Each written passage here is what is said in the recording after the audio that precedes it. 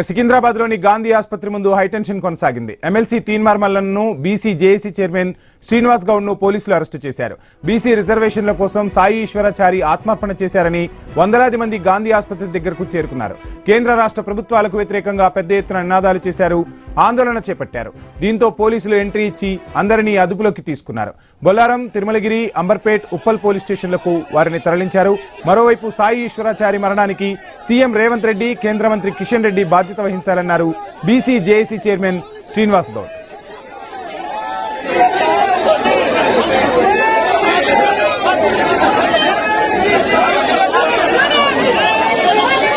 చూస్తున్నాం, గాంధీ ఆసుపత్రి వద్ద తీవ్ర ఉద్రిక్త పరిస్థితులు అయితే నెలకొన్నాయి. కొంతమంది నేతలను, అదేవిధంగా బీసీ సంఘాలకు చెందిన వ్యక్తులను అయితే పోలీసులు అరెస్టు చేస్తున్న దృశ్యాలను మనం స్క్రీన్ పై చూడవచ్చు. పెద్ద ఎత్తున ఆందోళనకు దిగారు. తీన్మార్ మల్లన్న పిలుపుతో అక్కడకు భారీగా చేరుకున్నట్టుగా తెలుస్తుంది. ఆసుపత్రి వద్ద పరిస్థితి అదుపులోకి రాకపోవడంతో పోలీసులు వారందరినీ అరెస్టు చేసి వివిధ పోలీస్ స్టేషన్లకు తరలించారు. ఇక అరెస్టు చేస్తున్న దృశ్యాలను అయితే మనం స్క్రీన్ పై చూస్తూ ఉన్నాం. సో మొత్తంగా గాంధీ ఆసుపత్రి వద్ద ఉద్రిక్త పరిస్థితులు కొనసాగుతున్నాయి.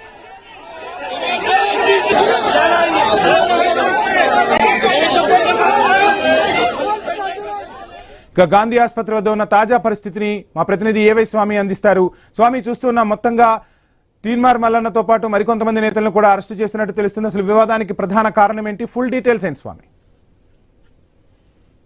వైపు తీన్మార్ మల్లన్న కార్యాలయం ముందు బీసీ రిజర్వేషన్ల విషయంలో రాష్ట్ర ప్రభుత్వం అన్యాయం చేసిందని చెప్పేసి ఆత్మహత్య యత్నం చేసినటువంటి సాయి ఈశ్వరాచారి ఈ రోజు గాంధీ ఆసుపత్రిలో చికిత్స పొందుతూ మరణించారు. దీంతో బీసీ సంఘాలను కూడా రాష్ట్ర ప్రభుత్వం తీరుపైన మండిపడ్డాయి. ఇప్పటికే 42% రిజర్వేషన్లు ఇస్తామని చెప్పినటువంటి రాష్ట్ర ప్రభుత్వం బీసీలకు అన్యాయం చేసిందని చెప్పేసి కూడా బీసీ సంఘాలు మండిపడుతున్నాయి. ఒకవైపు లోకల్ బాడీ ఎలక్షన్స్ లో ఇప్పటికే కేవలం 17% మాత్రమే రిజర్వేషన్లు బీసీలకు వచ్చాయని చెప్పేసి నిన్న సాయి ఈశ్వరాచారి ఆత్మహత్య యత్నం చేశారు. దీంతో ఆయన చేసిన ఆత్మార్పణని గుర్తిస్తూ పెద్ద ఎత్తున బీసీ సంఘాలను కూడా గాంధీ ఆసుపత్రికి చేరుకున్నాయి.